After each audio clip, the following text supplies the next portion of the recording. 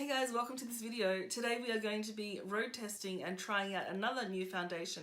Well, actually this one's not so new. I think it is new-ish to Priceline. The foundation we're going to be talking about today is from Thin Lizzy. Thin Lizzy, like, do you remember those advertisements on TV? I don't even know if we can call it Thin Lizzy without calling it Thin Lizzy. Those of you my age will know what I'm talking about. So if you're interested in finding out more about this foundation and finding out my experiences with it, then please stay tuned. Alright, so the product is the Thin Lizzy Flawless Complexion Liquid Foundation. I am using the shade Dorothy. Before we even get started, it is absolutely abysmal that there are only 5 shades available in this foundation. For a company that's been around for such a long time, you would assume that they would have had plenty of time to really formulate quite a lot of colours. I received this product as PR, and I actually received it in this package here. So in this package you get the foundation, a blurring sponge and the blurring brush. Thin Lizzy claims that these 2 tools are worth $60 on their own, but the entire package costs around $35. The product is made in New Zealand, and I do believe it's a Kiwi company, which is fantastic. We don't hear so much about New Zealand owned makeup brands, so that's awesome. The foundation claims to give you twice the coverage in half the amount of time, and that's obviously a big claim because that's what it says on the inside as well. It's a really nice glass bottle. It has a pump, which I'm always really appreciative of. So straight up we have some pretty high expectations. But enough chatting, let's get to see how this product actually applies. Everything is prepped and primed and ready to go for the foundation. As you'll have seen, the foundation comes with 2 tools, and let's have a look at those. The first is the blurring sponge, which I've already soaked in water, and it's expanded, and it's actually really soft. I think this might actually be softer than my beauty blender. And then we have the blurring brush. Now, full disclosure, I've been using this for a couple of weeks and I absolutely love it. However, reading the instructions, there's a big, in bold, it says, washing the brush with water and soap cleanser will ruin the bristles. I've already washed it once, oops. I haven't found that it actually has ruined anything. It's still working perfectly fine. However, it did take a long time to dry and the bristles were a little bit out of shape after I did wash it. So, I don't know, those of you who have artiste brushes or high-end kind of brushes like this, how do you cleanse them? Here is a foundation. It has a pump, as you saw, and instructions say to apply to clean, moisturize skin, yes. Using the precision tip of the blurring sponge, dot the foundation on your forehead, nose, cheeks, and chin.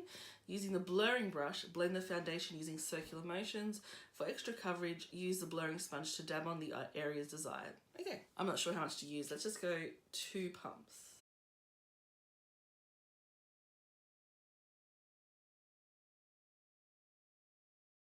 So the sponge is one of those ones that doesn't have many voids in it, like it doesn't have many holes. So I don't know if I will actually like this or not.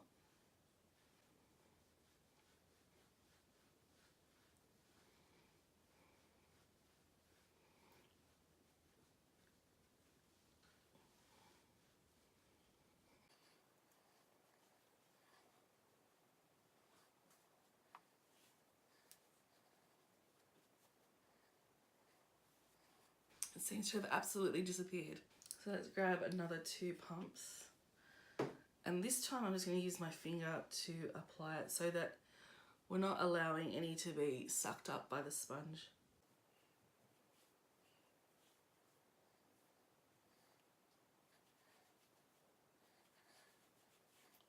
This is much better.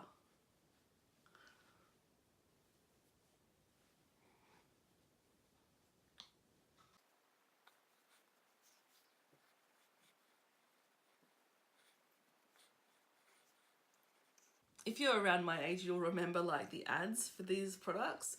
They started off with like a bronzer, the Thin Lizzy bronzer that does everything. And I remember watching it on TV and just going, even then I'm like, something doesn't seem quite right. So it was a bronzer that they would use to just do everything. So use it as a cheek colour, use it as an all over body and face bronzer, use it as a lip gloss.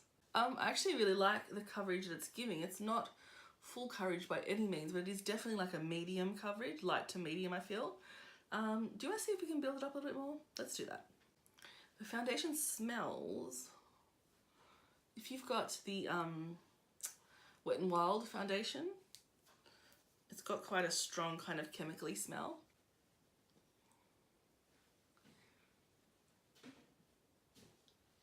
Like, it's not a matte finish, it's like quite a natural, I wouldn't say it's dewy, I'd say it's, well, maybe it is dewy. I'll have to have a look at it without the lights, but it looks like it's kind of a satin to dewy finish, which is fine because you can apply powder. So in terms of being flawless coverage, definitely not, but it does look really nice. I'm going to go ahead and use the sponge and see how it goes with concealer.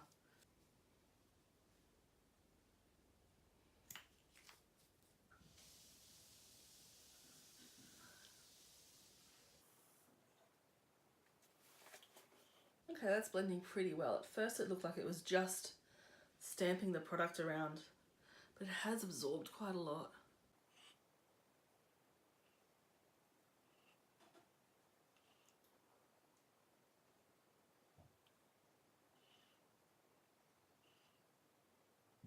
It seems to be lifting some product up. Okay, let's powder and let's see how we go.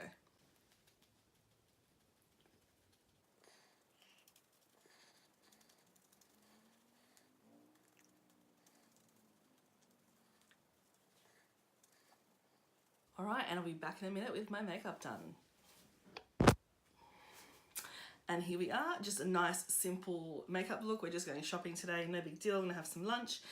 And what I think, it looks pretty nice. It is definitely not flawless. Like I used 5 pumps just to get to this kind of medium coverage. Although like I do like it, it's definitely not a matte foundation. It is more of a dewy natural foundation. I've powdered quite well. The only thing I haven't done is I haven't set it yet with a spray because my lashes are still wet. So yeah, it looks really nice, but I just have a feeling that it's going to come off. I don't know. I don't have full belief or trust in this product yet, but hopefully I'm wrong. So I'll be checking in with you. It's roughly 11 o'clock now. Hey guys, it's 4 p.m. and it's been a while since my first check-in, and to the naked eye it doesn't look too bad. However, the camera's picking up that it looks pretty shiny and it's worn away quite badly. Almost instantly, as soon as I put my sunglasses on this morning, all of the foundation where the sunglasses touched wore away. So all that's left is really my highlighter and the blush, and where I've put bronzer and stuff. The foundation has almost disintegrated. Yeah, there's still a little bit of coverage, but it's pretty patchy. And here we are, it's the end of the day. In fact, it's not the end of the day, it's the beginning of tomorrow day, because it's past 12 o'clock. So something funny happened. You saw in my last update in the car, things were looking really shiny and really kind of patchy and that sort of stuff.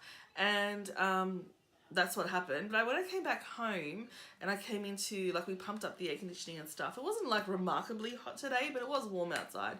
But when we got into like air conditioning and I kind of settled down and I watched some TV and stuff, the foundation that was left on my face kind of settled down a bit more. Like it's almost like it melted and then it reset. I don't know. Anyway, so it started actually looking a little bit better than it did in the car. But as the night's gone on, it has completely disintegrated. It's very like greasy and it's just coming off in my fingers. I don't know if you can see that. You know, it doesn't promise to be long wearing, so that's fair enough.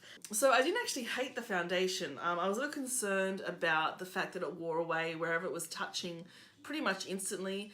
But if you're not going to touch your face, if you're not going to wear glasses, it's lasted okay in a reasonable amount of time. The thing I have an issue with is the fact that it's called the flawless complexion, that it claims, and everything on the box says that it's like, what is it? Let's get it right. Twice the cover in half the time. That's not true. It's a nice low to medium cover foundation. The brush makes it super quick to apply, but that's the brush. When I've used the brush in the last couple of weeks with every other foundation, that still works.